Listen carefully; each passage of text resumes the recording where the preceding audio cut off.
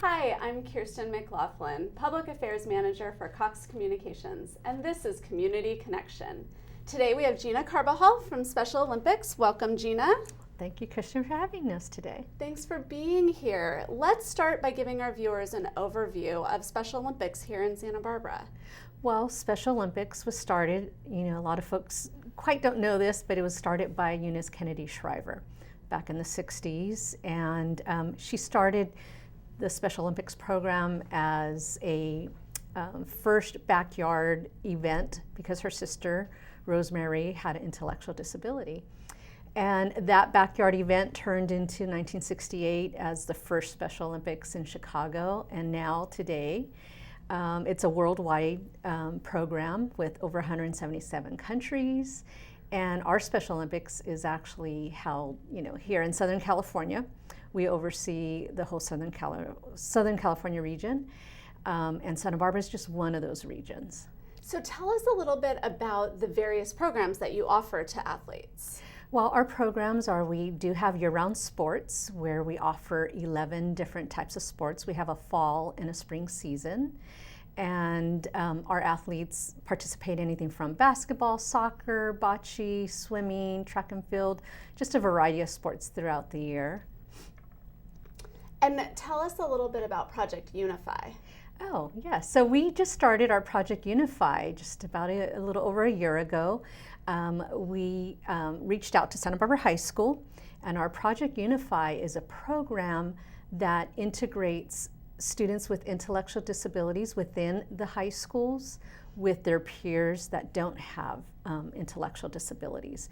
And that Project Unify program really tries to promote an overall environment within the campus to have more of an acceptance, inclusion of students. Yesterday, I'm very excited to tell you, we just got San Marcos on board. They started a Project Unify Special Olympics Club. And that program, we're really, fortunate to have such a great young leader promoting that program on campus.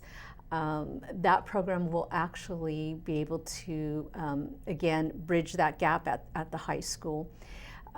Some of the programming that we really have the students try to look at throughout the year is youth leadership, how they go about with youth leadership in their school, full school engagement, and then also sports in the school.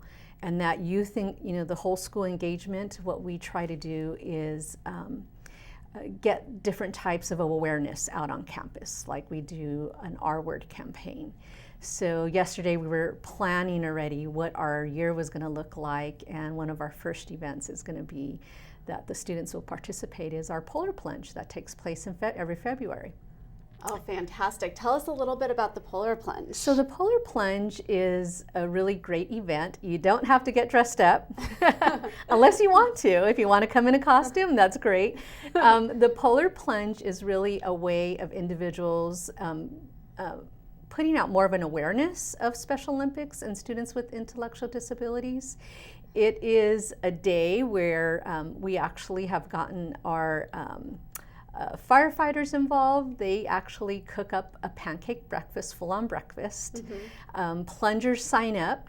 There's a $50 minimum of fundraising. All of it goes to Special Olympics. And plungers, by that you mean they plunge into the cold ocean, correct? They do plunge into the cold ocean, although other people in other states would say we don't really have a polar plunge, but for us Santa Barbans, it is, cold weather for us. So yes, they do plunge in the ocean, and they could plunge individually or as a group. So the high school students have said they will actually sign up as, as a group and plunge. So last year we had various groups, different businesses that were supporting our polar plunge, but that's just one activity that they want to participate in.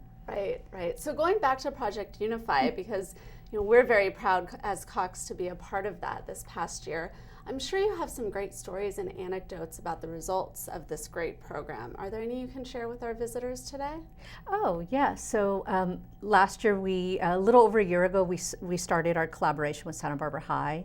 And what we did was we set out to actually promote. Part of that whole school engagement was our R-Word campaign. Every first week in March, there is an R-Word campaign that is done nationally. And really what it is exactly, you're actually saying that you're not going to use the R word. And how so many individuals with intellectual disabilities over the years have been stigmatized by individuals using that word towards them. So it's a real whole school engagement. We had, rallies, we had people signing petitions, they put banners up promoting don't use the R word.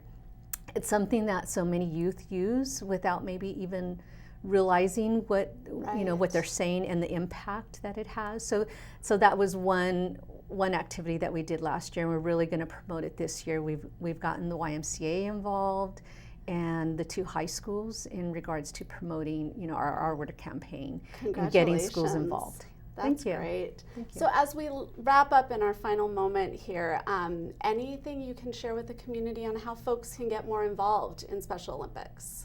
Oh yes, we have so many great volunteer opportunities. A lot of individuals think, well, I don't have time to volunteer, or if I get involved, it would take too much of my time. We have one-day events. You could sign up for an hour, 2-hour event.